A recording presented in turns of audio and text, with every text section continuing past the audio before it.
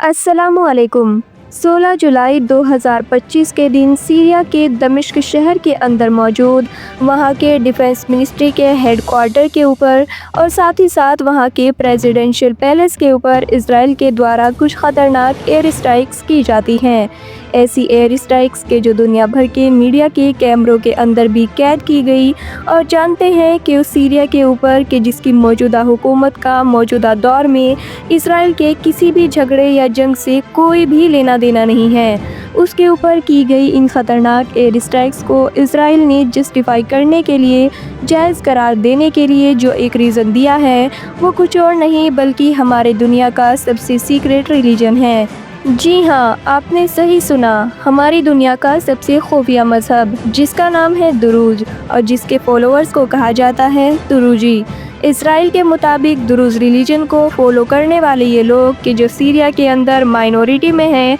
ये सीरिया की इस नई हुकूमत के अंदर महफूज नहीं है और इजराइल के मुताबिक क्योंकि ऐतिहासिक तौर पर उनका हमेशा से ये कमिटमेंट रहा है कि वो दुरूज लोगों की हिफाजत ज़रूर करेगा,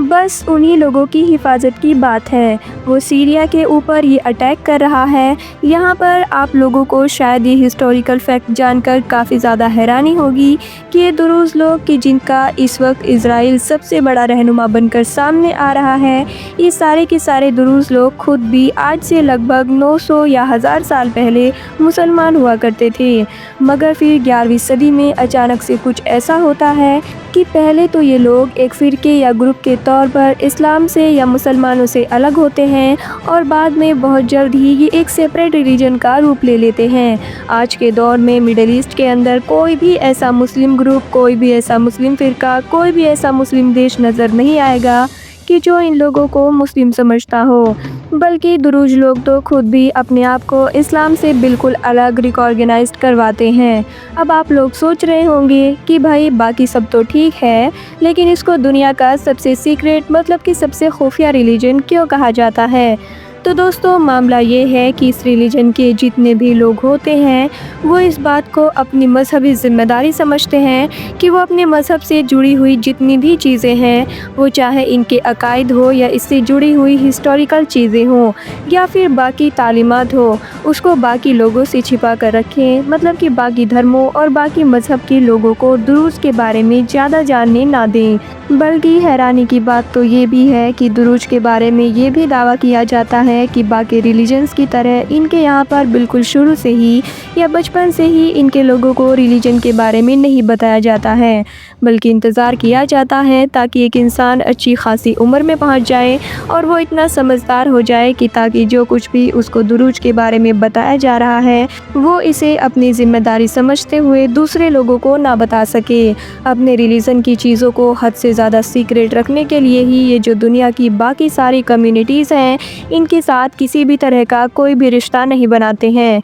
ना ही दुरूज लोग गैर दुरूज लोगों के यहाँ पर शादियाँ करते हैं, बल्कि अगर किसी दूसरे धर्म और मज़हब का इंसान दुरूज रिलीजन में इंटरेस्ट ले और दुरूज बनना चाहे तो वो चाहकर भी नहीं बन सकता है, क्योंकि इनके यहाँ पर कन्वर्जन अलाउ ही नहीं है। बल्कि एक इंसान दुरूज उसी सूरत में बन सकता है जब वो एक दुरूज फैमिली के यहाँ पर पैदा हुआ हो। इसके अलावा दुरूज बनने का कोई भी रास्ता नहीं है। आज दुनिया भर के अंदर इन लोगों की कितनी आबादी है ये तो ठीक नहीं पता, लेकिन जो अंदाज़ा लगाया जाता है वो 1 मिलियन से थोड़ा बहुत ऊपर नीचे बताया जाता है। इसमें से आधा से ज़्यादा लगभग 6,24,000 से ज़्यादा तो सिर्फ़ और सिर्फ सीरिया में ही रहते हैं, जबकि 2.5 लाख के करीब लेबनान में, और उसके बाद नंबर आता है इजराइल का, जहाँ पर लगभग 1,19,000 के करीब दुरूज लोग आबाद हैं। इजराइल के बारे में बात करें तो दुरूज लोगों का इजराइल की तरफ झुकाव शुरू से ही हद से ज़्यादा रहा है। इसराइल के अंदर भी अगर आप लोग नज़र डालेंगे तो देखेंगे कि जहाँ पर एक तरफ ईसाई और मुस्लिम जैसे गैर यहूदी ग्रुप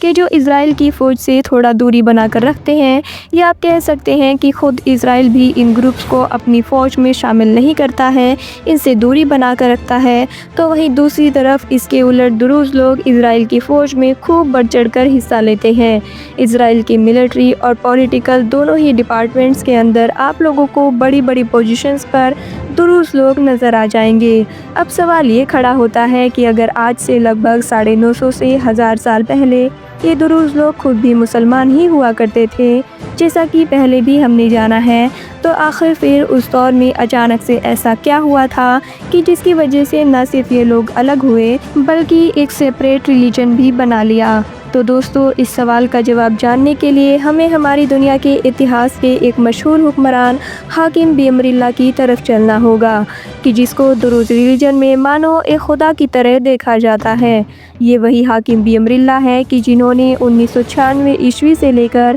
1021 عیسوی تک مشہور فاطمی سلطنت پر راج کیا تھا۔ اس سے پہلے بات کر لیں اگر حاکم بی اللہ کے بارے میں، تو میں آپ کو بتا دوں کہ حاکم بی اللہ ہماری دنیا کے اتہاسک پنوں میں ایک بہت ہی زیادہ کنٹروورشل کیریکٹر ہیں۔ وہ اس لیے کہ جہاں ایک طرف آج بھی ہماری دنیا میں بہت سارے لوگ ان کو اپنا ہیرو مانتے ہیں، اپنا خلیفہ، اپنا آئیڈیل، اپنا امام اور نہ جانے کیا کیا مانتے ہیں، تو وہیں دوسری طرف کچھ لوگ ایسے بھی ہیں کہ جو ان کو نیگیٹو وے میں یاد کرتے ہیں اور ان کے اوپر نہ جانے کون کون سے الزام بھی لگاتے ہیں۔ سب سے پہلے بات کر لیں اگر پازیٹیو سائڈ کی، تو میں آپ کو بتا دوں کہ فاطمی سلطنت کے ایک حکمران ہونے کے ساتھ ساتھ حاکم بی اللہ کو اسماعیلی شیعوں کا 16واں امام بھی مانا جاتا ہے۔ اس کے علاوہ دروزی جیسے مذہبوں میں تو ان کو سب سے بڑا مرتبہ یعنی کہ سب سے بڑی پوزیشن دی جاتی ہے۔ وہیں بات کر لیں اگر نیگیٹو سائڈ کی، تو بہت سارے اتہاس کاروں نے یہی لکھا ہے کہ حاکم بی اللہ ایک ایسا انسان تھا کہ جو صرف 11 سال 5 مہینے کی عمر میں ہی گدی پر بٹھا دیا گیا تھا۔ یہ انسان نہ صرف حد سے زیادہ کم عمر اور کم تجربے کار تھا، بلکہ اس نے اپنی پوری زندگی میں بڑی ہی عجیب و غریب اور اوٹ پٹانگ فیصلے لیے۔ حاکم بی اللہ نے اپنے دور میں دن کو رات سے اور رات کو دن سے پوری طرح سے بدل دیا تھا۔ یعنی مثال کے طور پر حاکم بی اللہ کا دربار رات میں لگا کرتا تھا، ساتھ ہی ساتھ سلطنت میں بازاریں بھی رات میں ہی کھلا کرتی تھی اور سارا کاروباری کام بھی رات میں ہی ہوا کرتا تھا۔ وہیں اس کے الٹ دن کو سونے کے لیے خاص کر دیا گیا تھا، لوگ سویا کرتے تھے اور آرام کیا کرتے تھے۔ حاکم بی اللہ کے اوپر ایتہاسک کتابوں میں سنی ویرودھی ہونے کا بھی آروپ لگایا جاتا ہے۔ ایسا مانا جاتا ہے کہ حاکم بی اللہ نے اپنے دور میں فجر کی نماز پر پوری طریقے سے پابندی لگا دی تھی، اور جو بھی اس پابندی کو توڑتا ہوا نظر آتا تھا اسے سخت سے سخت سزا دی جاتی تھی۔ اس کے علاوہ سنی مسلمانوں میں رمضان کے مہینے میں پورے اہتمام کے ساتھ جو تراویح کی نماز پڑھی جاتی ہے، اس کو بھی حاکم بی اللہ کے آرڈر پر ختم کروا دیا گیا تھا۔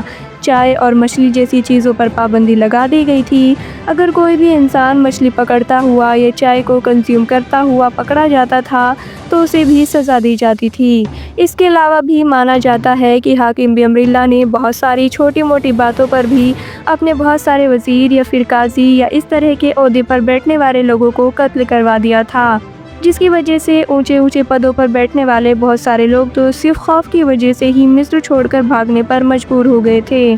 فی الحال دوستو، یہ تو حاکم بی اللہ سے جڑے ہوئے کچھ پازیٹیو اور نیگیٹو پہلو تھے۔ اب اگر بات کریں حاکم بی اللہ کی زندگی کے آخری دنوں کے بارے میں، تو میں آپ کو بتا دوں کہ اتہاس کاروں کا ماننا ہے کہ اپنے آخری دور میں حاکم بی اللہ نے یہ دعویٰ کیا تھا کہ خدا خود بخود اس کے اندر حلول کر گیا ہے، یعنی کہ اس کی باڈی کے اندر آ گیا ہے، جس کی وجہ سے حاکم بی اللہ نے اپنے درباریوں کو یہ حکم دیا تھا کہ وہ اس کی عبادت کرے اور جہاں پر بھی اس کا نام آ جائے فوراً سجدے میں گر جائے۔ لہٰذا بہت سارے درباریوں نے دھیرے دھیرے حاکم بی اللہ کے اس حکم کو ماننا شروع کر دیا۔ حاکم بی اللہ کی شان میں بہت سارے رسالے لکھے گئے اور اس کے بعد ان رسالوں کو باقاعدہ ایک مذہب کی شکل دے دی گئی۔ حاکم بی اللہ کی شان میں جو سب سے پہلی کتاب لکھی گئی تھی وہ دراصل حسن بن حیدر افغانی نام کے ایک انسان نے لکھی تھی، جس کا نام الرسالۃ الوعظ بتایا جاتا ہے۔ اس کتاب کے ذریعے سے لوگوں کو یہ میسج دینے کی کوشش کی گئی تھی کہ حاکم بی اللہ مجسم خدا ہے، یعنی خدا کا مجسمہ، تو اس لیے حاکم کی عبادت کی جائے۔ مگر دوستو، اس دور میں مصر میں رہنے والے زیادہ تر لوگ حسن بن حیدر افغانی نام کے اس انسان سے ذرہ برابر بھی راضی نہیں تھے۔ اس لیے لوگوں کے بیچ میں غصہ پیدا ہو گیا، اور پھر ایک دن جب حسن بن حیدر افغانی نام کا یہ انسان بازار سے گزر رہا تھا تو لوگوں نے اس کو قتل کر دیا۔ کچھ وقت کے بعد حاکم بی امراللہ کی طرف سے اپنے مذہب کی تبلیغ کا کام حمزہ عزوزانی نام کے ایک انسان کو دے دیا گیا۔ نہ صرف ذمہ داری دی گئی بلکہ اس کی حفاظت کے لیے کچھ سپاہی بھی دیے گئے تاکہ اس کی جان کی حفاظت کی جا سکے۔ حمزہ عزوزانی نام کے اس انسان کو دروزی مذہب میں حد سے زیادہ اہمیت دی جاتی ہے، کیونکہ اس انسان نے شروعاتی دور میں دروزی مذہب سے ریلیٹڈ بہت ساری کتابیں لکھی تھی۔ یاد رہے دوستو، بالکل اسی دور میں ہی ایک ترک شخص جس کا نام محمد بن اسماعیل الدروزی تھا، وہ بھی دراصل بڑھ چڑھ کر دروزی مذہب کا پرچار کر رہا تھا اور لوگوں سے مل جل کر بار بار حاکم بی امراللہ کی عبادت کے لیے بتایا کرتا تھا۔ مگر دوستو، جیسے جیسے محمد بن اسماعیل الدروزی نام کے اس انسان کی شہرت بڑھی، ویسے ویسے لوگ بھی غصے سے پاگل ہوتے گئے۔ زیادہ تر لوگ اس انسان کے خون کے پیاسے ہو گئے۔ نتیجہ یہ ہوا کہ حاکم بی امراللہ نے محمد بن اسماعیل کو آج کے دور کے لبنان کے علاقے میں بھجوا دیا تاکہ کسی طرح سے اس انسان کی جان کی حفاظت کی جا سکے۔ فی الحال دوستو، لبنان پہنچ کر اب محمد بن اسماعیل الدروزی نے اپنے اس مذہب کا پرچار لبنان کے لوگوں کے بیچ میں کرنا شروع کر دیا۔ دھیرے دھیرے لبنان کے پورے علاقے میں نہ صرف محمد بن اسماعیل الدروزی کی شہرت بڑھتی گئی بلکہ فالوورز کی گنتی بھی بڑھتی چلی گئی، اور پھر آگے جا کر اس سوچ نے، اس نظریے نے ایک نئے مذہب کا روپ لے لیا اور اس مذہب کا نام رکھا گیا دروزی مذہب، یعنی کہ محمد بن اسماعیل الدروزی کے نام پر رکھا گیا تھا۔ دوسری طرف فاطمی سلطنت کے حکمران، یعنی کہ جس کا نام حاکم بی امراللہ تھا، اس کے بارے میں یہ مشہور ہے کہ وہ اکثر رات کے اندھیرے میں اپنے گدھے پر سوار ہو کر باہر گھومنے جایا کرتا تھا۔ ایک دن جب حاکم بی امراللہ گدھے پر سوار ہو کر رات کے اندھیرے میں اپنے شہر سے باہر گیا تو پھر کبھی واپس لوٹ کر نہ آ سکا۔ لوگوں نے اسے ڈھونڈنے کی کافی کوشش کی، مگر ڈھونڈنے پر لوگوں کو حاکم بی امراللہ کی بجائے صرف اس کے گدھے کی لاش مل سکی، اور اس کے علاوہ حاکم بی امراللہ کے کچھ کپڑے تھے کہ جو خون میں سنے ہوئے تھے۔ اس لیے حاکم بی امراللہ کے فالوورز کا آج تک یہی ماننا ہے کہ اس رات حاکم بی امراللہ کا قتل نہیں ہوا تھا، بلکہ وہ تو ہماری اس دنیا سے غائب ہو گئے تھے، یعنی کہ پردے میں چلے گئے تھے۔ قیامت کے دن وہ واپس آئیں گے اور پوری دنیا کا حساب کتاب کریں گے۔ یہی نظریہ بالکل دروزی مذہب کو فالو کرنے والے لوگوں کا بھی ہے۔ وقت گزرتا گیا اور دھیرے دھیرے دروزی نام کے اس مذہب میں بھی کئی بڑے بڑے اور مشہور لیڈر پیدا ہوتے رہے، اور دھیرے دھیرے ان کے ماننے والوں کی تعداد بھی بڑھتی چلی گئی۔ اس کے علاوہ ان لوگوں کے علاقے میں مسجدیں وغیرہ بھی نہیں ہوتی ہیں، اور نہ ہی یہ لوگ نماز ادا کرتے ہیں، بلکہ ان کی عبادت گاہوں کو تو خلوت خانہ کہا جاتا ہے، اور وہاں پر ان کی مجالس ہوتی ہے۔ اب ان کی ان مجالسوں میں کیا ہوتا ہے، کس کی عبادت کی جاتی ہے اور کیا ایکٹیویٹیز کی جاتی ہے، یہ آج تک کسی کو نہیں پتا ہے، کیونکہ ظاہر ہے، جیسے کہ میں آپ کو پہلے ہی بتا چکی ہوں، کہ اپنے مذہب سے جڑی ہوئی زیادہ تر چیزیں یہ لوگ ہمیشہ راز ہی رکھتے ہیں۔ ورتھ نوٹسنگ بات یہ ہے کہ دروزی لوگ قرآن یا قرآن سے پہلے آئی کسی بھی آسمانی کتاب پر یقین نہیں رکھتے ہیں، بلکہ یہ تو اپنا رشتہ مصر اور بھارت جیسے دیشوں کی پرانی تہذیب سے جوڑتے ہیں۔ دروزی لوگوں کی تاریخ کا سسٹم بھی الگ ہی ہے، یعنی ان کا کیلنڈر الگ ہوتا ہے، اور اس کیلنڈر کا آغاز ہوتا ہے 408 ہجری سے، یعنی کہ اس سال سے کہ جس سال حاکم بی امراللہ کی میت کا اعلان کیا گیا تھا۔